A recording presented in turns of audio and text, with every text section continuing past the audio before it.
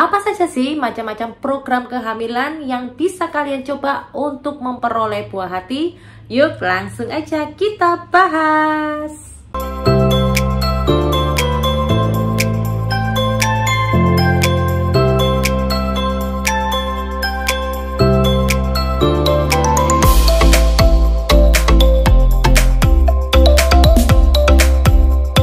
Sobat Jolin, balik lagi dengan Linda di channel jolin.id. Nah, di video kali ini saya akan membahas mengenai macam-macam program kehamilan yang bisa kalian coba untuk memperoleh buah hati.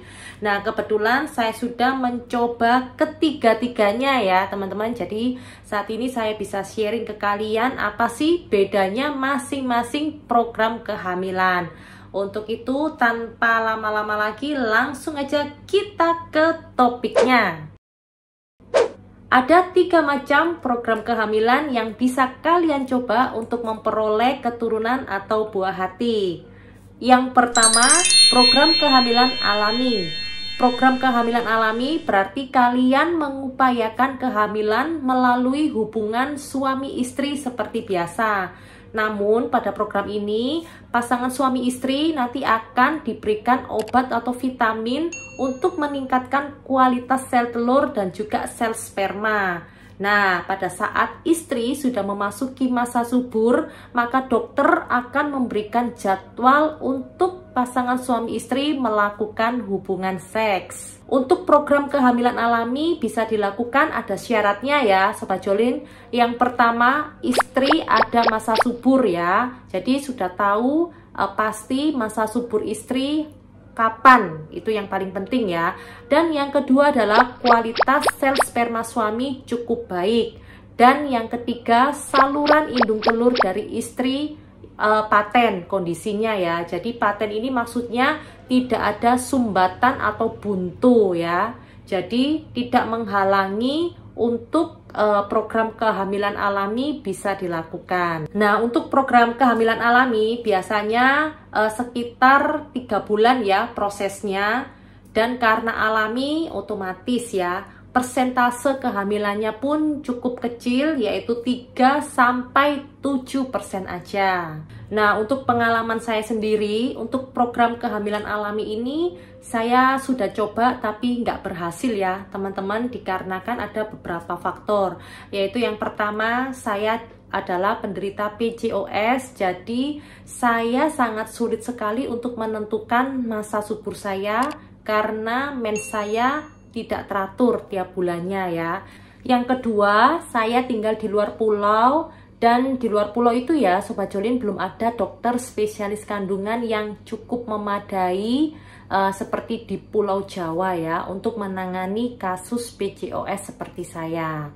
Dan yang ketiga, kalau saya harus berobat di Pulau Jawa itu butuh waktu yang lama pastinya, jadi kayaknya nggak mungkin ya untuk dilakukan.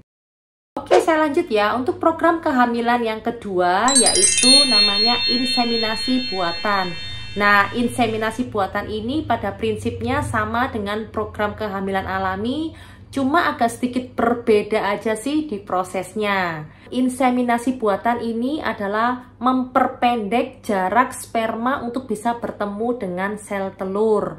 Karena sperma langsung disemprotkan ke dalam rahim mendekati sel telur. Nah, inilah yang menyebabkan tingkat persentase kehamilan bisa jauh lebih besar daripada program kehamilan alami. Jadi, proses inseminasi buatan ini adalah karena untuk penderita PCOS ya, ini berdasarkan pengalaman saya sendiri. Jadi sel telur saya, karena penderita PCOS otomatis kan sel telurnya kecil-kecil dan banyak. Jadi waktu itu saya datang mens hari kedua ke dokter, kemudian dokter melihat dulu melalui USG transvaginal kondisi sel telur saya dan juga berapa banyaknya, dan ternyata kecil-kecil dan banyak.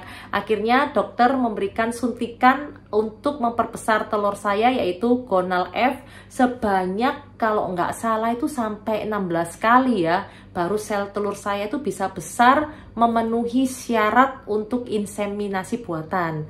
Nah, perlu Sobat Jolin ketahui bahwa syarat untuk inseminasi buatan yaitu sel telur kalian harus memiliki diameter minimal 18 mm dan harus ada minim 2 sel telur yang besarnya 18 mm, sehingga memperbesar peluang kehamilan untuk bisa terjadi. Nah, kalau sel telur sudah mencapai diameter 18 mm dan ada 2 telur, maka malamnya saya akan diberi suntikan untuk pemecah telur.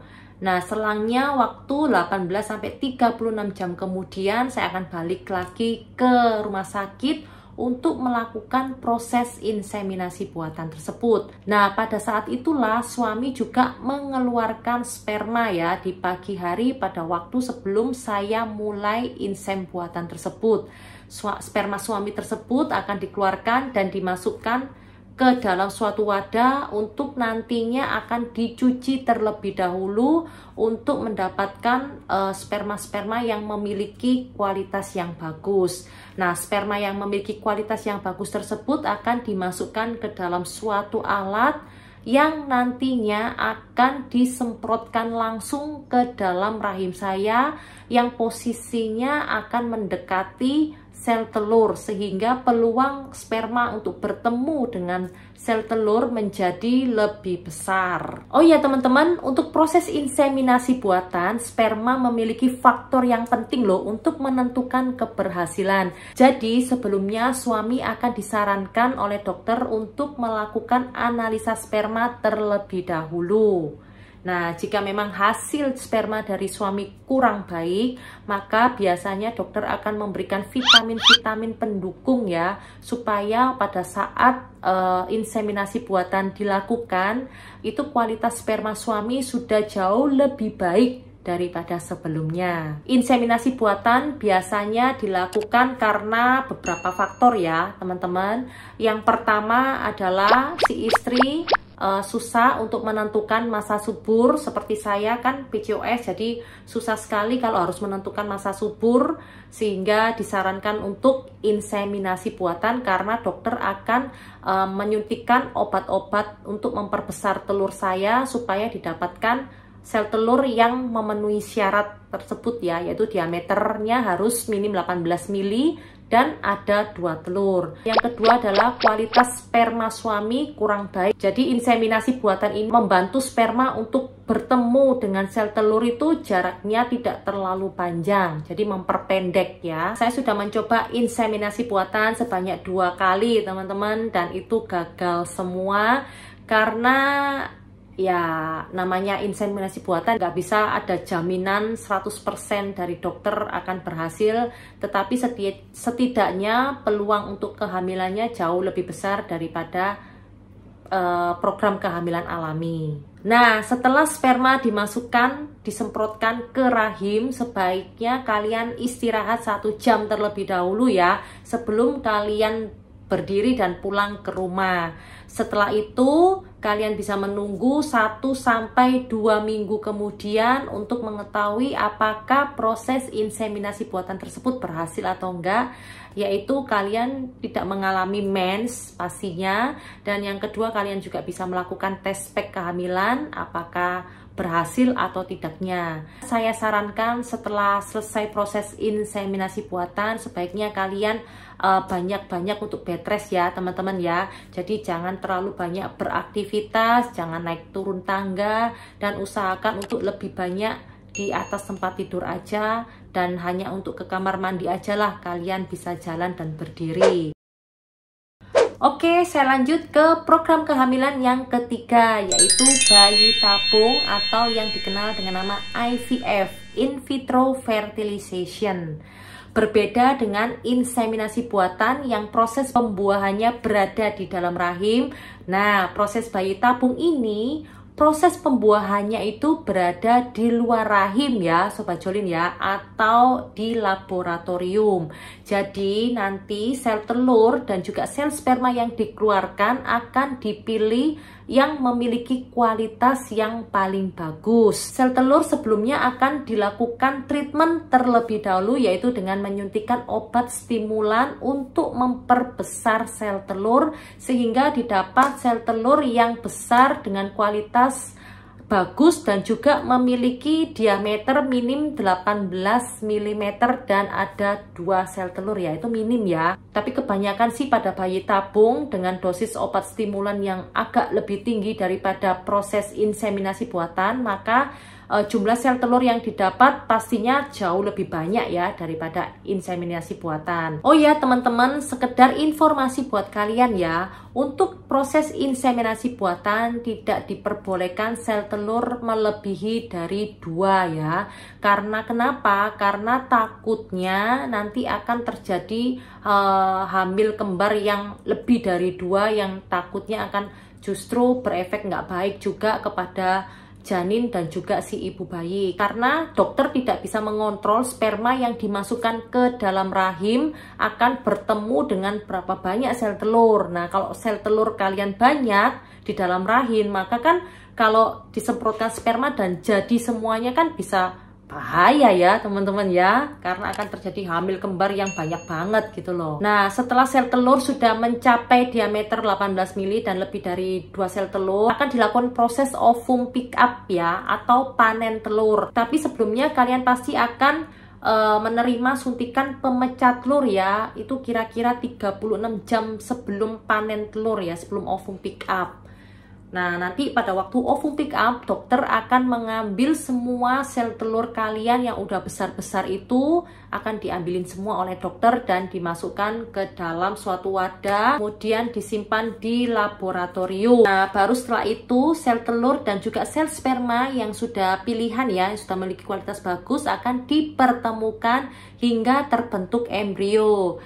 Nah, embrio inilah yang nantinya yang memiliki kualitas yang baik yang akan dimasukkan lagi ke dalam rahim. Keberhasilan dari proses bayi tabung ini tentunya jauh ya lebih besar dibandingkan dengan inseminasi buatan, yaitu peluang kehamilannya sebesar 30-50%. Nah, tentunya nggak lepas dari juga biayanya juga harus dipertimbangkan ya teman-teman ya.